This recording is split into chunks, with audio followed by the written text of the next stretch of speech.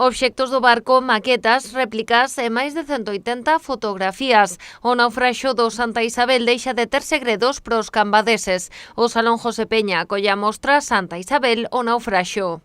Información relativa ao que foi o naufraxo e as súas víctimas e tamén aos supervivintes e tamén no relativo ás heroínas, non, de Sálvora, aquelas mulleres que axudaron a rescatar aos 53 supervivintes, non?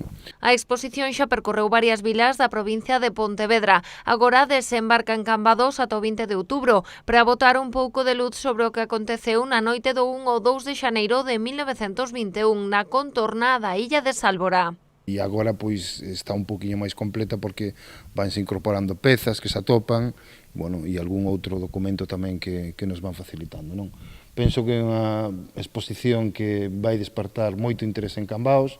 Evidentemente somos unha vila mariñeira, hai moita vinculación co mar aquí. A mostra completarase con outras actividades como conferencias e coloquios. Tamén o venres Expo Salnés acollerá unha mesa redonda na que participará a directora da película que recolle a traxedia do Santa Isabel, Paula Cons.